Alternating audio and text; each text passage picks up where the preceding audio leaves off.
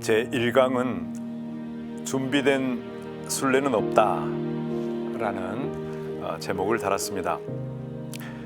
제가 강의를 시작하면서 잠깐 저의 순례 여정에 대해서 말씀드리겠습니다. 그러기 전에 저를 좀 소개해야 되겠죠. 저는 예수의 김용혜 신부입니다. 서강대학교에서 특히 철학 그 중에서도 윤리학과 사회철학, 생태철학, 신의 문제 이러한 철학 강의를 하고 있고요. 그리고 많은 연구를 또 동시에 하고 있습니다. 저의 순례 여정의 출발은 1984년 대림 시기 어느 날이었습니다. 제가 군 복무를 마치고 대학에 복학해서 3학년 2학기가 되는 시절이었는데요. 저는 당시 법대를 다니고 있었고 사법고시를 준비하는 법학도였습니다. 그런데 제 삶 안에 어떤 공허감이라고 할까요? 실존적 진공 상태라고 할까요? 가끔 그러한 공허감을 깊이 앓곤 했습니다. 그러던 어느 날, 그 대림시기 어느 날에 이러한 일이 간혹 찾아왔다는 것을 깨닫고 제 일기를 이렇게 더듬거리면서 어느 때 이러한 일이 생겼는가, 또 어떻게 극복하려고 노력했는가를 보면서 제 자신이 끊임없이 그런 공허감이 찾아올 때 제 자신을 다독거리면서 여전히 어떤 거짓된 자라고 할까요? 제가 꿈꾸고 있는 법률가가 되겠다, 변호사가 되겠다라고 하는 것에 집착된 나머지, 그러나 내 마음 깊은 곳에서는 그걸 잘 응답이 되지 않고 또 비전이 별로 있어 보이지 않는 저의 길이 아니다라고 싶은 그러한 회한의 정들이 올라왔습니다. 그래서 이것이 어떤 세속적 욕망에서 비롯됐다는 것을 알고 이 거짓자와 대결하는 그런 순간을 맞이했는데요. 그날 엄청 혼자 눈물을 흘렸습니다. 한참 눈물을 흘리고 난 다음에 서서히 제 마음속에 떠올라오는 그런 질문은, 과연 하느님은 존재하시는가? 하느님이 존재하신다면 제가 하느님의 뜻을 알지 못하고 어떤 행복한 길을 갈 수 있겠는가? 라는 그런 질문이 서서히 떠오르더라고요. 그래서 그러면서 동시에 제 의지의 한 방향은 이제 하느님을 온전히 찾아 나서는 길에 서야 되겠다. 미래를 위해서 현재를 담보 잡아서 끊임없이 공허한 억지로 그 세속적인 그런 욕망, 욕구를 채우는 데에 집중할 것이 아니라 한 걸음 한 걸음 하느님께 나아가는 길이 무엇인지를 진지하게 생각해보고 그 길로 가야 되겠다라는 마음을 갖게 됐습니다.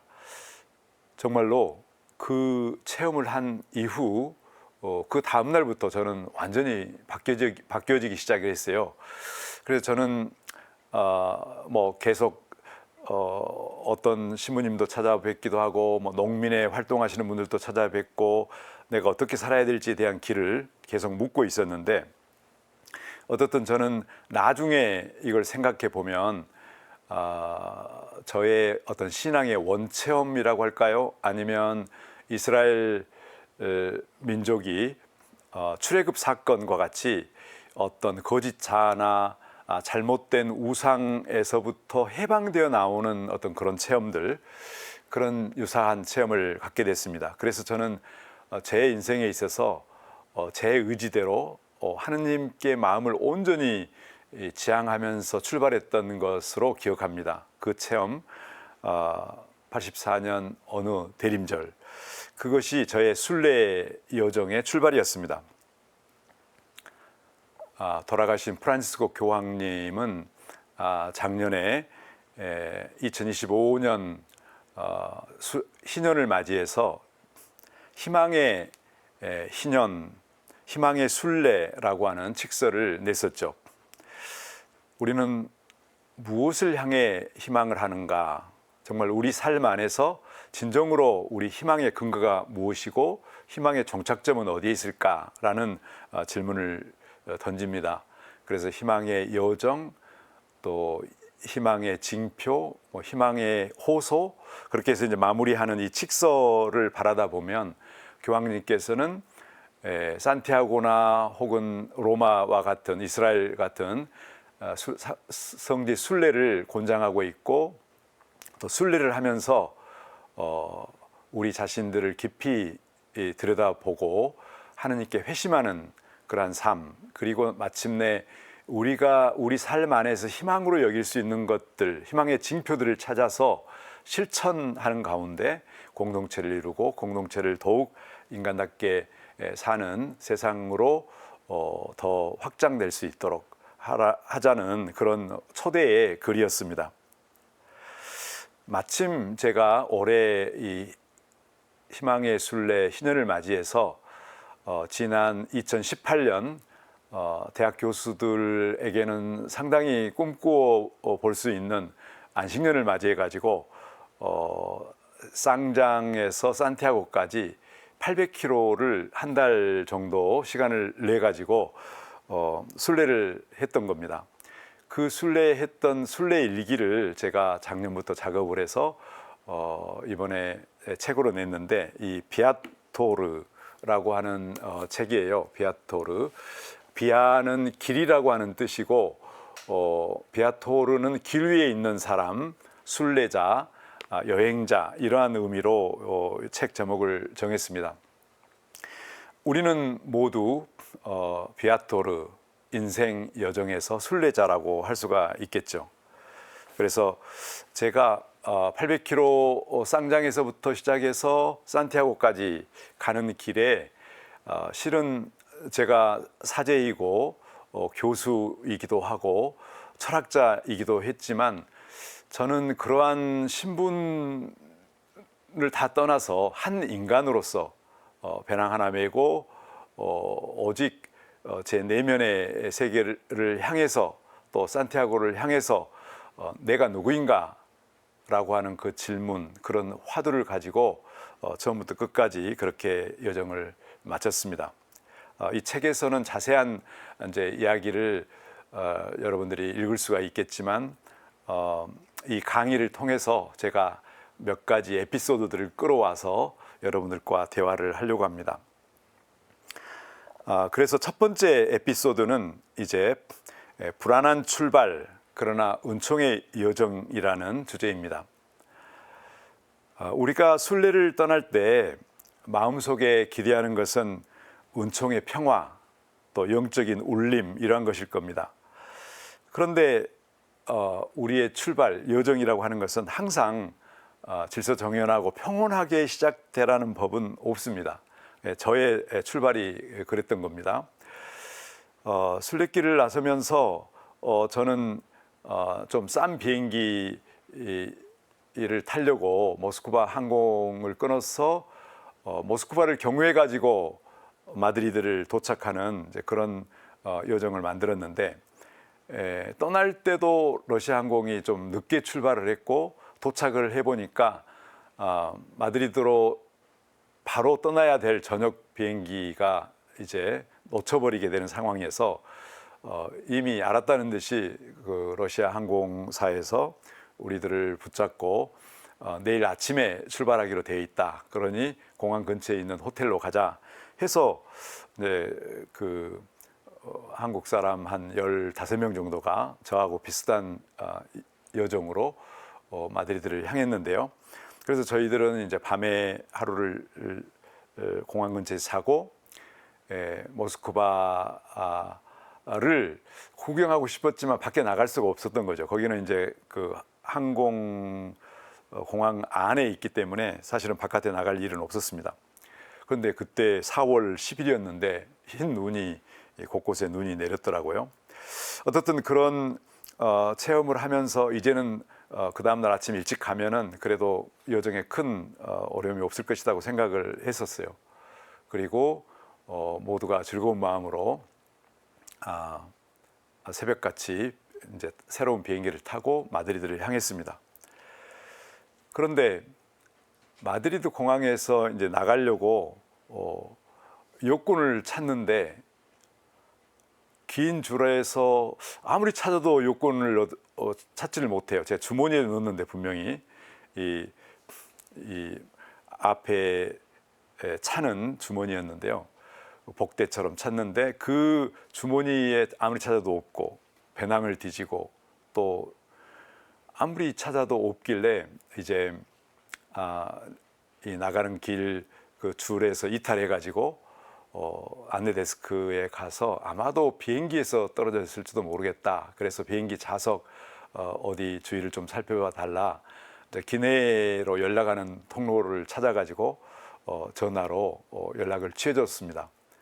그런데 여전히 비행기 안에도 없다는 것입니다. 그렇다면 도대체 비행기를 그 마드리드 행 비행기를 모스크바에서 탈 때 여권을 다 보고 보여주고 탔는데 그게 어디로 샜을까 생각해 보니까 이제 비행기를 타고 이제 비행기 기내로 들어가는 그 조그만한 그 통로에서 아마 떨어뜨리지 않았을까 싶어요. 그래서 이 일을 이제 좀 상의하기 위해서 공항 그 경찰대에 갔는데 억류된 셈이죠. 뭐 대사관에 연락을 해서 좀 여권을 임시 여권을 만들어 달라고 이제 부탁을 해놓고 저는 불법 체류를 하는 사람들이 계속해서 각국으로 송출되는 그런 그 체류자들 머무는 곳에 함께 있었던 겁니다. 그런데 남미에서 많은 사람들이 이 스페인의 일자리를 찾기 위해서 이주해 오려다가 불법 이주자 비자를 받지 못해서 온 사람들이 이제 잡혀가지고 그 다음 비행기로 보내지고 또 그 다음 비행기로 보내지고 하는 그런 사람들 속에 있었던 거죠. 저는 그래도 다행히도 이제 스페인의 그 시에스타 문화 때문에 한 오후 5시 정도 돼야 여권을 받는다고 그래서 그러면 그때까지 기다릴 수밖에 없다 싶어서 그분들과 많은 대화를 뭐 영어로 뭐 스페인어로 조금씩 이렇게 대화를 나눌 기회가 있었는데 남아메리카에 있는 많은 사람들이 인구의 절반이 계속 일자리를 찾아서 이동하는 중이라는 이야기를 그 전에 들었지만 이렇게 심각할 줄을 몰랐죠. 그래서 그 이주민들에 대한 관심과 또 그 어려움들 이런 것들을 들을 수 있는 기회가 됐습니다. 그래서 저는 어떤 면에서는 불안한 출발, 아주 당황스러운 비상사태가 일어났음에도 불구하고 다른 한편으로는 대한민국 국민이라고 하는 것 때문에 저는 새로운 여권을 기다릴 수가 있었고 다행히도 5시경이 돼서 이제 영사관에서 나와가지고 무사히 마드리드 공항을 빠져나갈 수가 있게 됐죠. 그래서 이 주제로 제가 에피소드를 삼은 이유가 어차피 우리가 삶의 여정 안에서 갑작스럽고 당황스럽고 비상사태와 같은 그런 것들이 우리 삶에 있습니다. 그럼에도 불구하고 당황하지 않고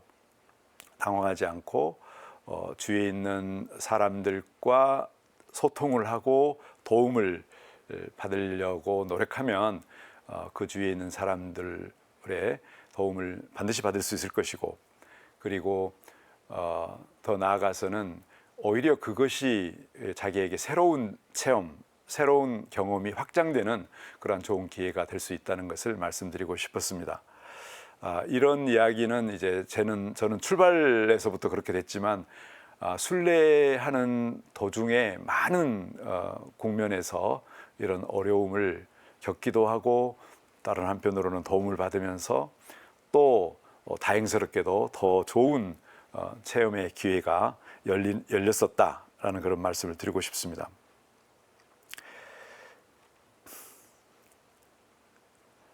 우리가 신앙의 길을 걷는다는 것도 어떤 면에서는 이제 제가 말씀드린 것처럼 불안전하며 때로는 길을 잃을 수도 있고 마음이 냉랭해질 수도 있는 것이죠.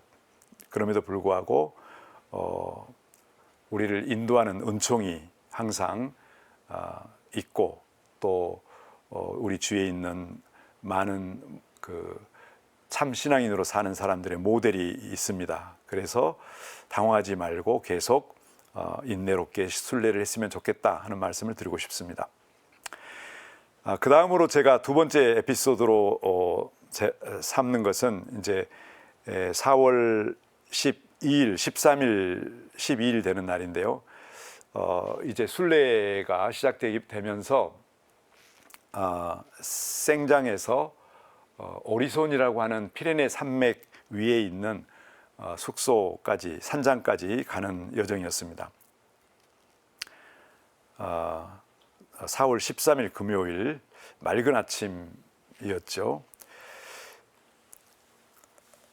이 짧은 거리였지만 이때는 이제 산장까지 가는 거리였기 때문에 한 15km 정도 가는 짧은 거리였는데 그런 만큼 서서히 이제 긴 여정을 좀 예비하면서 자연에 좀 깊이 이 친교를 나누고 싶은 그런 마음이 있었더랬는데 마침 이 사진에서 좀 보이겠습니다마는 그 송아지나 소들이 이 벌판에서 초지 위에서 풀을 뜯고 있었어요.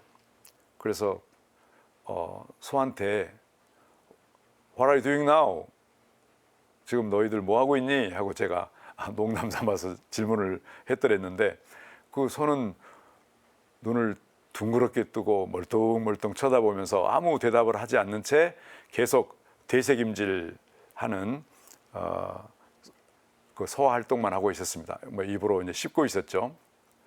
그래서 그 인상이 아주 깊이 박혀서 도대체 내가 소한테 뭘 이야기하고 무엇을 기대했는가 싶었는데 어느새 소가 저에게 우리의 언어로 말은 안 했지만 보면 몰라라고 하는 것 같았어요.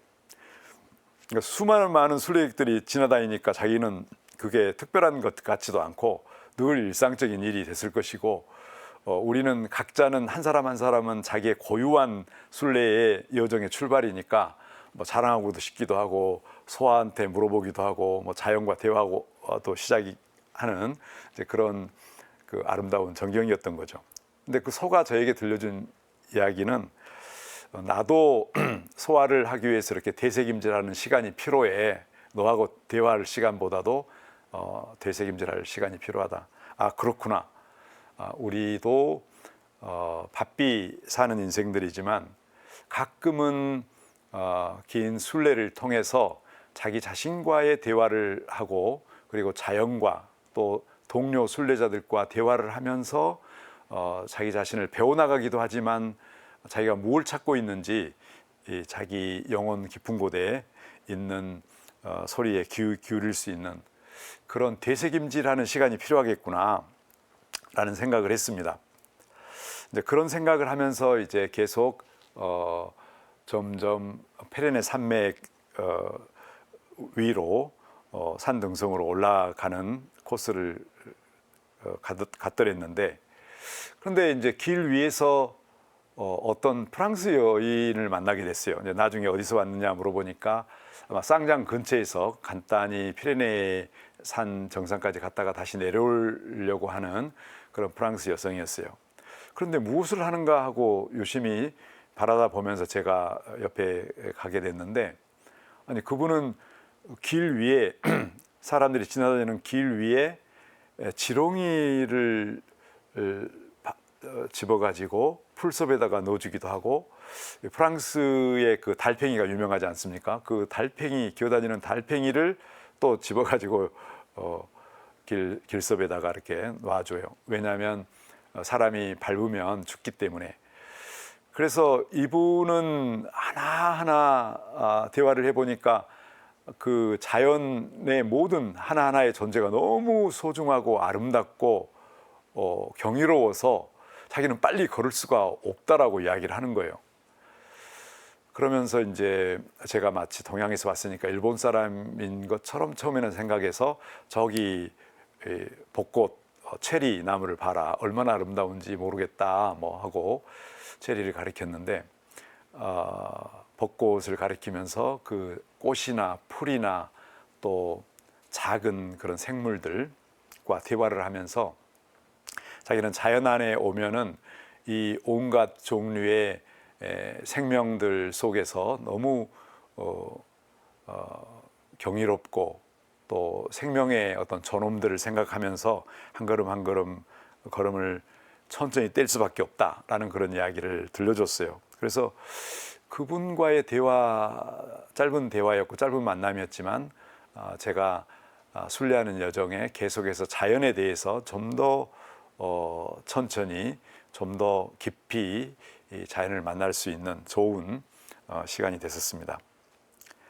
이제 오리손 산장에 왔더니 아니나 다를까 한국 사람들도 많이 와 있고 뭐 저녁 식사를 산장에서 주는 식사를 했는데, 그러면서 이제 자연스럽게 한국어를 주로 쓰는 사람들끼리 모이게 됐고, 그러다 보니까 이런저런 사람들을 만났습니다. 한국에서 오신 순교자 후손이라고 하는 분과 대화를 나누었는데요. 근데 그분은 자기 아버지, 할머니, 할아버지 때부터 너희들은 카톨릭 신자가 돼서는 안 된다. 오히려 순교자, 그러니까 피해를 받았고 신앙을 잘 지켜온 집안이라면은 오히려 자자손손 신앙을 강조했을 것 같은데, 그분의 케이스는 정반대였어요. 그 할머니 할아버지 때부터 내려온 이야기는 신앙 생활을 한다고 해서 결국은 자손들을 씨를 말린다거나 아니면 자손들이 고통스럽게 살게 해서는 안 된다, 신앙을 가져서는 안 된다라고 이야기를 했는데, 본인이 이제 뭐 그 순교를 당할 만한 박해 시대도 아니고 그래서 자기는 세례를 받았습니다만 그런 그 종교 생활을 통해서 지나치게 후손들에게 고통을 주는 그런 일들은 안 해야 된다고 생각합니다. 이런 식으로 이제 이야기를 해요. 제가 이제 신부인지 또는 뭐 교수인지 그런 걸 모르는 제 이야기 한 거죠. 자기의 신조가 그렇다는 거예요. 그래서 종교 생활은 적절하게 신앙생활을 하고 자기 삶에 활력을 받았으면 받았지, 종교라는 종교적 신념 때문에 고통을 받지도 않겠고 후손들에게도 물려주지도 않겠다. 그러면서 이제 정의구현 사제단 이야기를 하시는 거예요. 도대체 왜 신부님들이 밖에 나가서 데모하고 또 뭐 정치를 하는지 모르겠다, 이런 이야기를 들었을 때 이분께 어떤 좋은 말씀을 드려야 될지 당황스럽기는 했습니다만은 저는 이제 그때 이제 가르치려고 하기보다는 그냥 경청하고 그런 측면도 있겠네요 라고만 이야기를 했는데, 사실은 우리의 삶에 정치가 들어가지 않는 것이 없죠. 경제 문제라든지 사회 문화 모든 것에 최종적으로는 정치가 결정하고 정치에 의해서 모든 정책이 개발되고 시민의 삶이 보장되는 것도 정치 아닙니까? 그래서 프란시스코 교황님께서는 젊은이여 거리로 나가라, 거리에서 외쳐라. 또 우리 가톨릭 교회를 향해서도 교회는 마치 야전병원과 같은 것이다.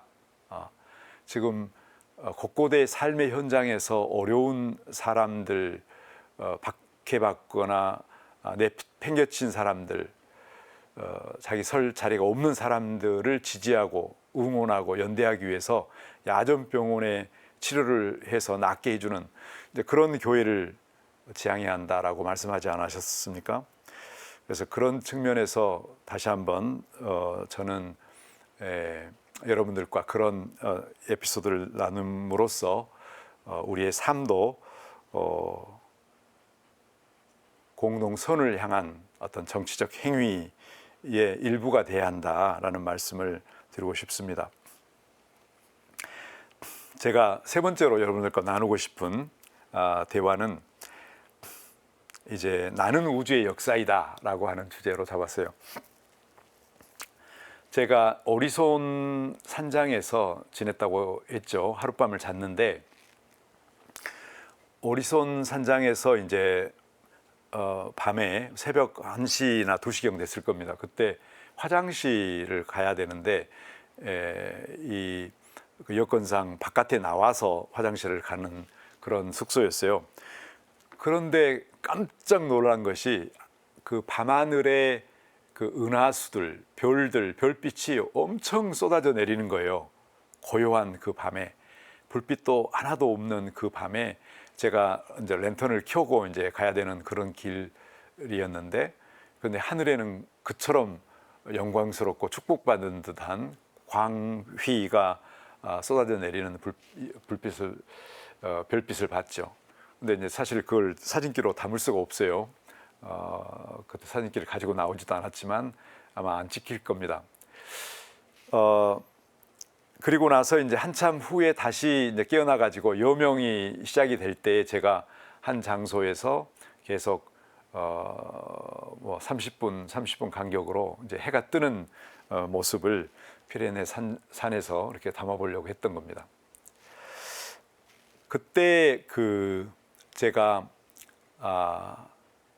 이 별빛을 하나하나 이 영역 저 영역에 오는 모든 별빛을 바라다 보면서 이런 생각을 했어요. 지금 나에게 쏟아져 내리는 이 별빛은 어떤 별에서는 1광년에 떨어져 있는 별빛일 텐데, 또 어떤 별은 1억 광년에서 떨어져 있는 별빛이 이제 나에게 도달할 수도 있지 않았겠는가. 아니, 우주가 138억 년 전에 탄생했다고 한다면 혹시 100억 광년 정도 떨어진 불빛이 하필이면 오늘 나에게 온전히 도달하지 않았을까. 그렇게 생각하다 보니까 지금 이 찰나적인 순간이 도대체 1년 전의 사건이었는지 1억 광년의 사건이었는지 100억 광년의 사건이었는지 모를 정도로 모든 우주의 역사가 하나로 이 찰나에 직결되어 있다는 것을 깨달았어요. 그리고 제가 언젠가 그랜드 캐년 갔을 때에도 그러한 놀라움을 체험했는데, 오래된 뭐 38억 년 정도 되는 그 역사를 가지고 있는 그랜드 캐년의 가장 윗부분에서부터 시작해서 콜로라도 강 끝까지가 이제 38억 년의 역사가 층층이 다 지층들이 각각의 역사를 지닌 채 사람들의 그 유형을 드러내 보이거든요. 형형색색의 색깔로 또 모습으로. 그러니까 우리는 대자연 앞에서 자기 자신을 비교해 보면 도대체 우리는 찰나에 사는 인간일 뿐인데 하는 그런 생각이 들어요. 그러니까 엄청 그 경건한 마음으로 위대한 자연 앞에서 겸손하게 걸어야 되겠다. 한 걸음 한 걸음 옮길 때마다 150년을 거슬러서 내려갔던 그런 경험을 했었습니다. 그런데 그때에도 어떤 질문을 했냐면, 그럼에도 불구하고 인간은 이 찰나 속에 사는 존재이지만 다른 한편으로는 어떻게 이 광활한 우주들을 상상을 통해서 그리고 계산을 통해서 역사를 알아낼 수 있을까? 인간의 이성적 작용은 우주의 비밀들을 하나씩 밝혀나가는 그런 그 능력을 가지고 있는 것이죠. 그리고 모든 피조물들은 우리를 기다렸다는 듯이, 정신을 가지고 있는 인간을 기다렸다는 듯이 자기가 가지고 있는 어떤 가지성, 인텔리저빌리티라고 하는데요. 그 데이터가 다 있는 거죠. 자기의 데이터를 우리에게 보여주는 것을 통해서 자기의 역사를 드러내는 거죠. 인간은 지성을 통해서 이런 우주의 역사와 창조의 원리와 또 앞으로 어떻게 우주가 평창하는지 이런 것들을 다 헤아릴 줄 아는 존재라는 거죠. 그래서 어떤 면에서는 인간이 보잘것없고 대자연 앞에서는 하잘것없는 찰나, 먼지에 불과하지만 또 다른 한편으로는 얼마나 위대한 존재인가, 이제 그런 것을 깊이 체험한 적이 있었는데, 그날 또 마찬가지로 그런 역사적 우주의 역사 안에 내가 있다는 것, 그리고 내 몸을 구성하고 있는 여러 가지 온소들, 이 온소들은 사실은 지구 안에서 발견되는 온소들의 90% 이상이 내 몸에 있다는 거예요. 그러니까 뭐 수소, 산소, 뭐 철, 금, 은, 수은, 납에 이르기까지 사실은 우리 몸을 구성하고 있는 모든 온소들, 지구상에 있는 온소와 우리 몸, 인간의 가장 최상위 포식자 안에 있는 몸 안에 있는 온소가 거의 일치한다는 사실을 생각해 보면 바로 내가 지구의 역사이고 또 어떻게 보면 우주의 역사이기도 하다. 그래서 내 정신 안에서 영원하신 하느님을 찬미하기도 하고 발견하기도 한다라고 하는 그런 그 신비로운 체험, 바로 내가 우주의 역사일 수도 있다라는 그런 체험을 했더랬습니다. 제가 이제 네 번째로 여러분들과 나누고 싶은 에피소드는 모든 존재는 순례 중이다라는 제목을 달았습니다. 이제 4월 15일 론세스바에스에서 주비리로 향하는 이제 이 내리막길 제일 좌측에 있는 사진이 그 주비리로 가는 내리막길인데, 저렇게 지층이 이 땅바닥에 누워 있어요. 그러니까 한때는 이렇게 수직으로 쌓여져 있었을 텐데 이게 이제 그 산이 뒤집혀 가지고 지각 변동에 의해서 지층이 이제 표면에서 이렇게 보일 수 있는 것이 되는 거죠. 근데 지층대가 있었다라고 한다면 그 산은 옛날에 무엇이었다고 우리가 예측할 수가 있나요? 네, 맞습니다. 지층대가 있다라고 하는 것은 옛날에 그게 거기가 바다였다라는 것을 의미해요. 그래서 물이 그 홍수가 나면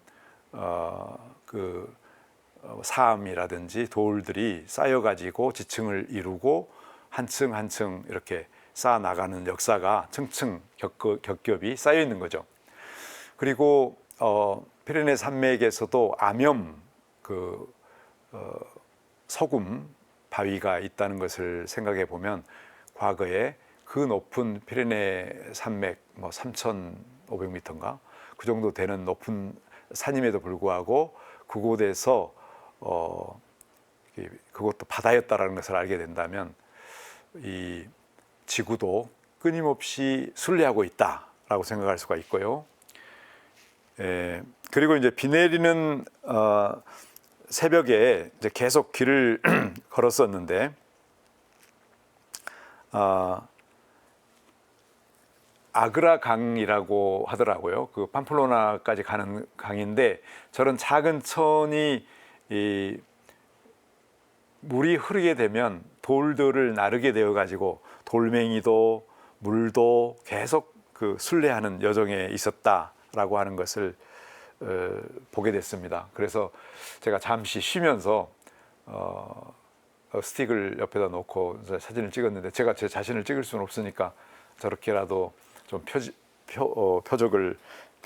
표식을 남겨보려고 했던 겁니다. 그런데 그 제가 받았던 인상은 모든 존재가 나와 친구구나, 순례하는 친구구나, 순례자 동지라고 생각을 했습니다.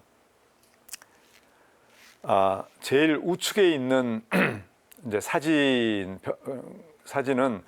이제 벽에다가 막 낙서가 되어 있어요. Here is Spain.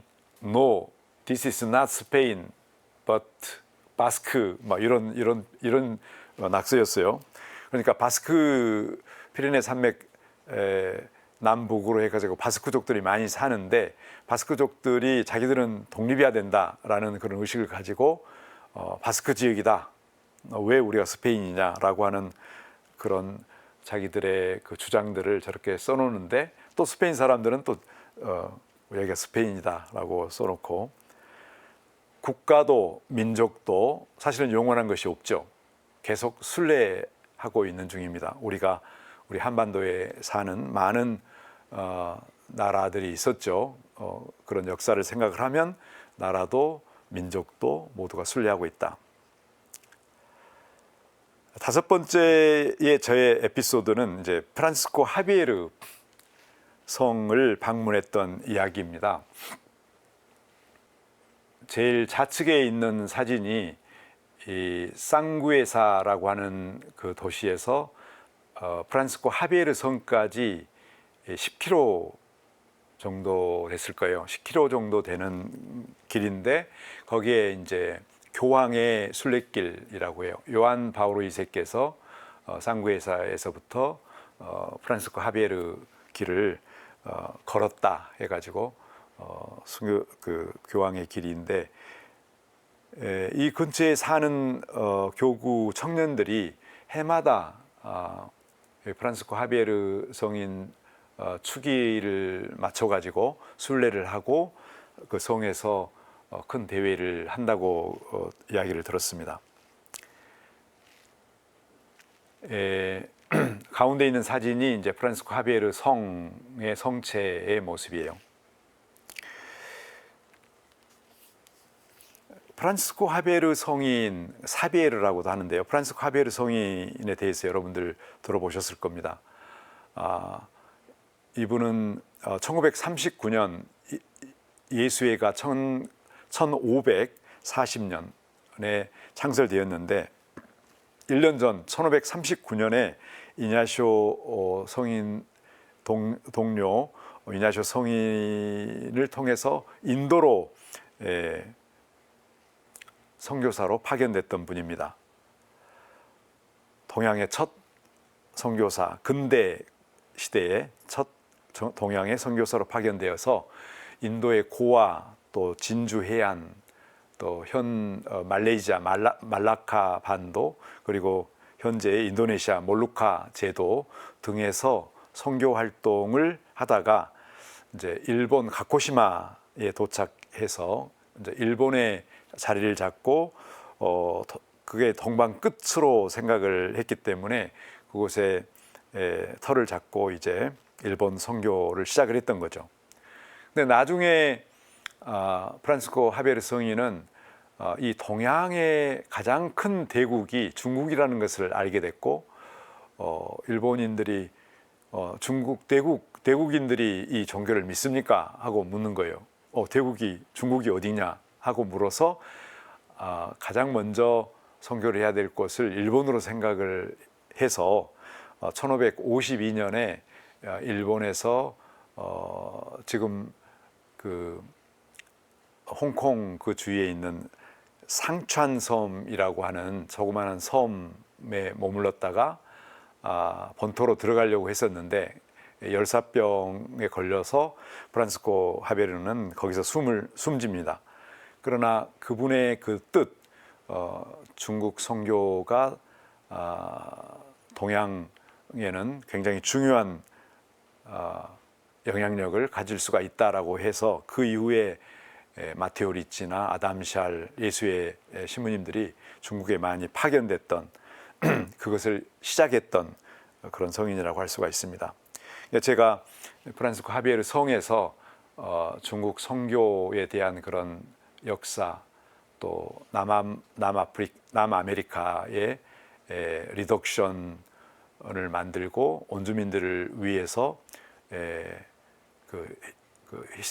헌신했던 예수 회원들의 그런 삶의 모습들, 또 인도에 갔던 예수 회원들, 선교의 역사를 담는 박물관이 있더라고요. 아주 훌륭한 박물관입니다. 그 박물관에 놓여 있는 여러 가지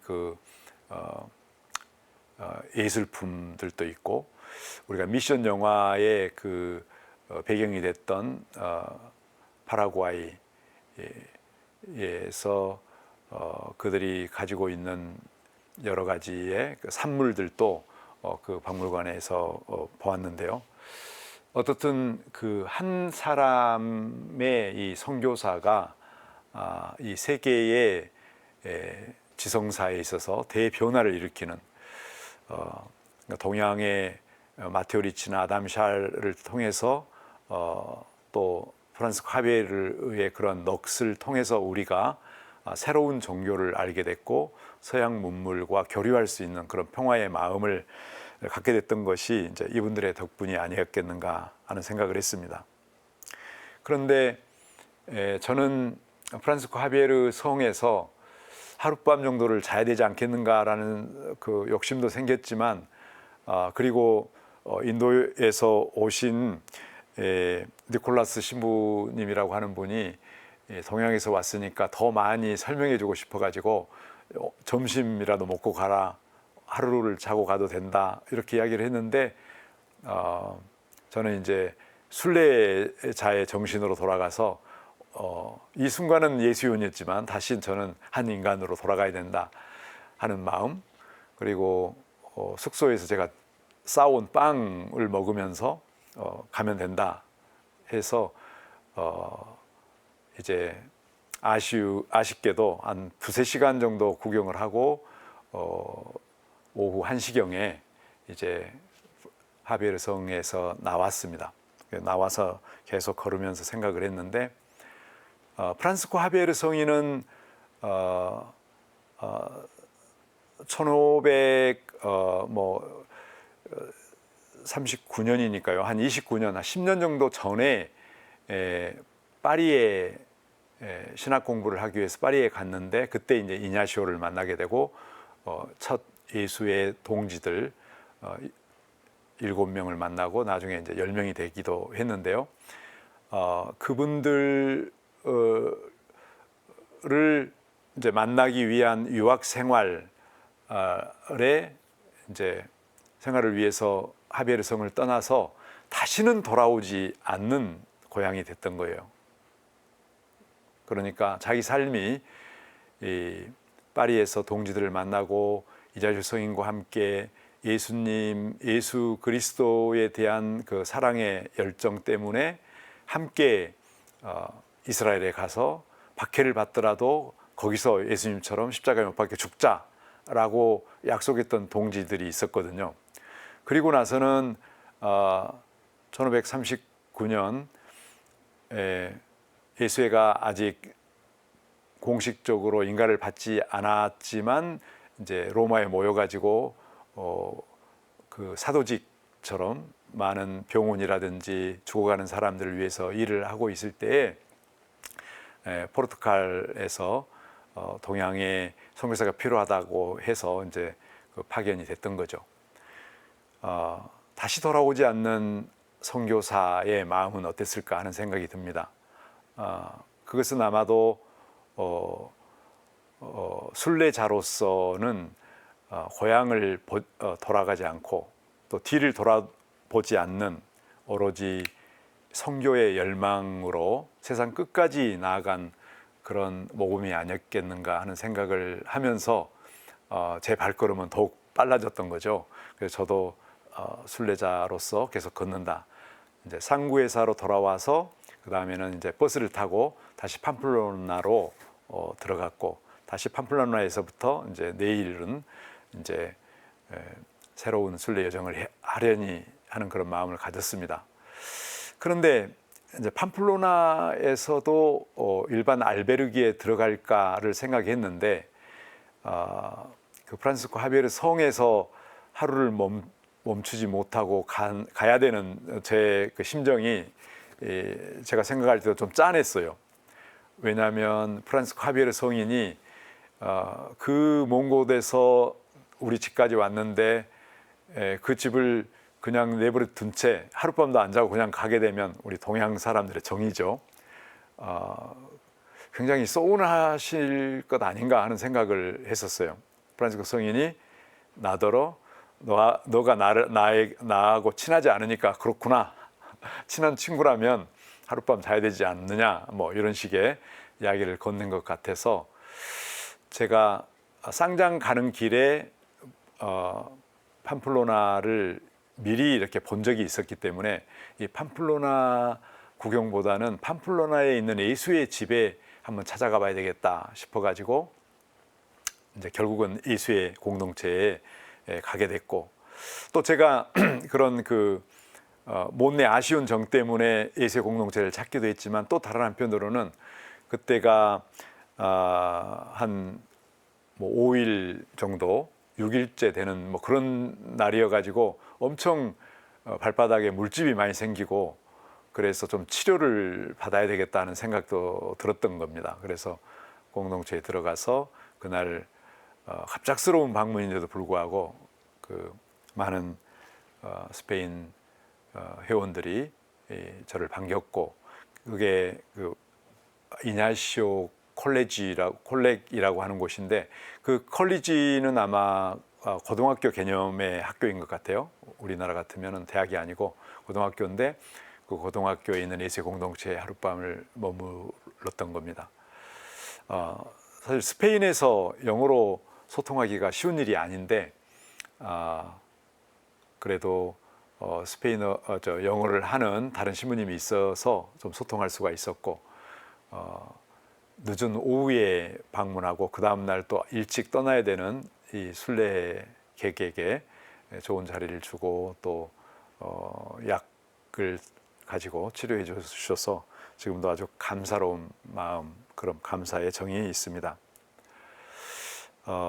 제가 이 첫 강의 주제를 준비된 순례, 또 준비된 인생 여정은 없다라고 이야기를 했습니다.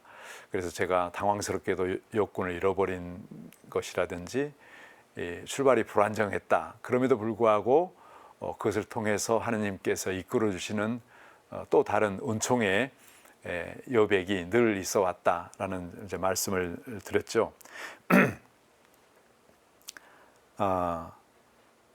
그래서 우리들도 늘 갑작스러운 그런 상황들이 닥친다 하더라도 하느님께 대한 정향된 그런 마음을 굳건히 갖게 되면 헤쳐나갈 수 있는 길이 열리게 되고 또 도울 수 있는 사람들을 반드시 만나게 된다라는 말씀을 드리고 싶어요. 제가 한 가지만 더 덧붙인다고 한다면 사실은 나는 어디서 왔는가, 나는 누구인가 라는 질문을 여러분들이 간혹 그 질문을 하고 생각을 해보셨을 것 같아요. 실은 내가 내 자신의 원인이 될 수가 없죠. 내가 내 자신을 창조한 것이 아니고 내가 이렇게 저렇게 구성되고 싶다. 오장육부가 이렇게 구성이 되고 머리카락은 이렇게 나고 키는 이만큼 되면 좋겠다라는 의지의 산물이 아니라 그냥 주어진 존재들이죠. 그리고 언제 태어나고 싶어서 태어난 것이 아니고 오늘 지금 현 세대를 살고 있는데 하느님께서 창조주께서 우리에게 어느 날 갑자기 세상에 태어나게 했고 또 갑작스러운 또는 전혀 예상치도 못한 방식으로 내가 지어졌고 구성이 되고 나의 특질과 개성과 감수성이 만들어졌다는 것을 생각해 볼 수가 있죠. 나의 계획대로 또 나의 준비로 인생 여정이 시작된 것도 아니고 인생 여정을 진행하는 것도 아니고 맞춰질 수도 없는 것이죠. 그 정도로 우리 인간 한 사람은 한편으로는 고귀한 생명이지만 다른 한편으로는 정말로 우연적인 존재에 불과한 거죠. 우리는 100년 전에 없었고 100년 후에 없을 존재이고 있다가 사라지는 존재이고 그래서 구름이 끼었다가 구름이 다시 거쳐지듯이 또는 바다 파도 위에 그 포말 거품들이 일어났다가 사라지는 것처럼 우리는 이 우주 존재 공동체 안에 구성원으로 잠깐 있다가 사라지는 존재인 거죠. 그것을 부인할 사람은 없습니다. 이건 자연과학에서 탐구할 수 있는 것이지만 생태 철학적인 관점에서 저는 이야기합니다만 모든 존재가 순례 중이다. 모든 존재가 되어가는 과정 중에 있다라는 것을 의식하고, 그러나 어떻게 되어갈 것인가, 또 기왕 되어가는 과정에서 함께 걷는 순례자들, 함께 되어가는 과정에 있는 모든 존재들과 상호작용하면서 하느님 보시기에 더 좋은 세계로, 더 좋은 존재로 되어가야 되지 않겠는가 하는 말씀을 결론으로 드리고 싶습니다. 감사합니다.